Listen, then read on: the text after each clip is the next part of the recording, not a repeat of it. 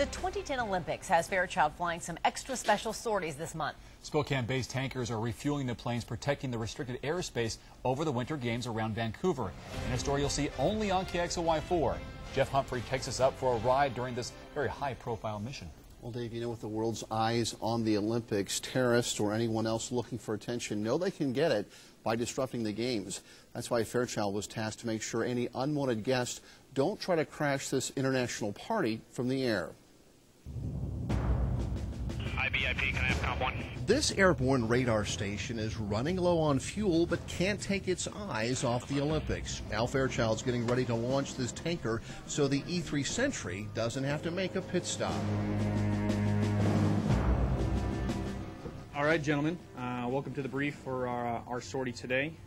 We're all very well aware of the call sign. The mission today is in support of the Vancouver Winter Olympics 2010. Several hours of pre-flight planning goes into each refueling trip. Big picture plan is we're going to go out to some airspace, refuel with a E-3 AWACS, give him the gas that he needs. While the air crew plots their course, maintainers prep their plane. We check the tire pressure, make sure the tires are good, check the struts, make sure all the struts are good. Even the window on the refueling pod is cleaned for better visibility. If a tanker's not ready to go on time, thirsty receivers have to break away from their missions. In case something horrid happens, we always have a plane extra plane ready to go. So that plane can take its spot. You all ready to go? We are ready. 717 Alpha, right? Sounds good. Okay, got a cold front, weak as it is, moving through. It's over eastern Washington now, moving into Idaho. As it turns out, TV stations didn't invent the point-and-talk weather forecast. Our military did. See the light grays behind it? Mm-hmm. That's low clouds. 300 to 500 foot ceilings are going to be the rule. Meteorologist Tim Scheid predicts clearer conditions as the tanker heads toward Vancouver.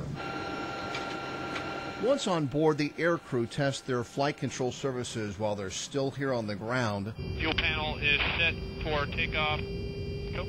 Then run through checklists that seem to go on forever but do keep them safe. Starter switches.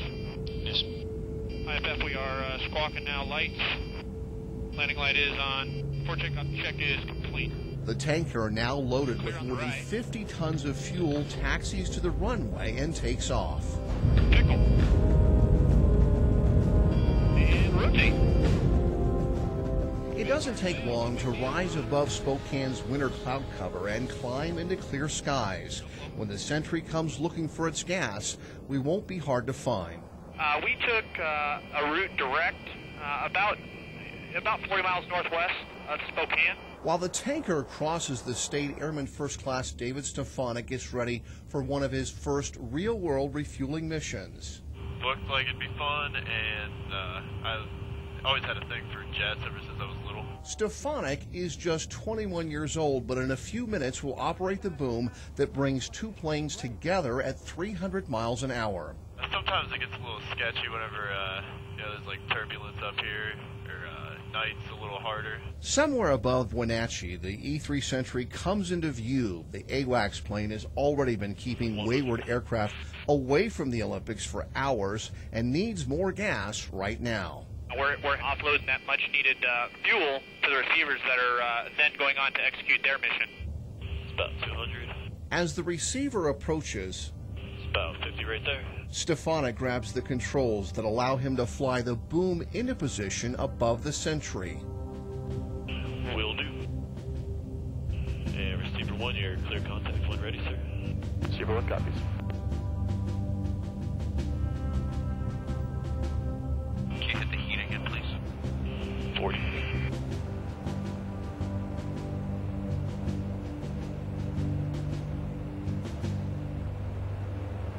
When the plane's close enough, he telescopes his way out and makes contact. And contact. Receiver 1 contact. Pumping.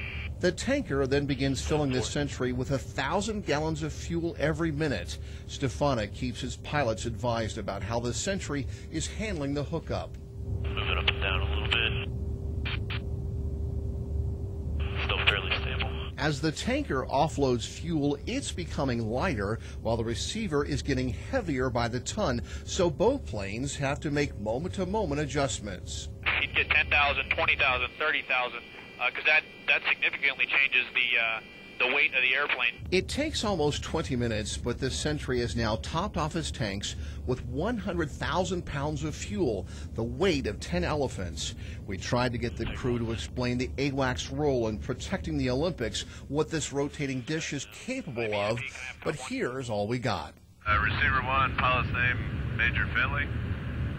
We are E3 AWACS. Our air refueling helps extend our duration time and provide seamless surveillance coverage. It sounded like the E3 co-pilot would have to kill me if he gave us any more information. He's back now.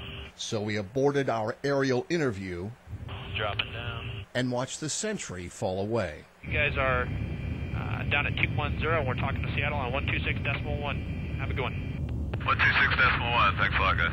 So now our rookie boom operator was able to take a well-deserved break and assess his performance. Well, as best I can tell, you did a great job on the Sentry. What do you think? They were really good, actually. They came in really stable, which helps out a lot. So, yeah, it went well. I think you did real well. You know, the mission got met. We offloaded the fuel that we needed to offload to our receiver. And in doing so, Fairchild gave the AWAC a chance to keep on securing Olympic airspace without interruption. If they handed out gold medals for aerial refueling, Fairchild would probably get one.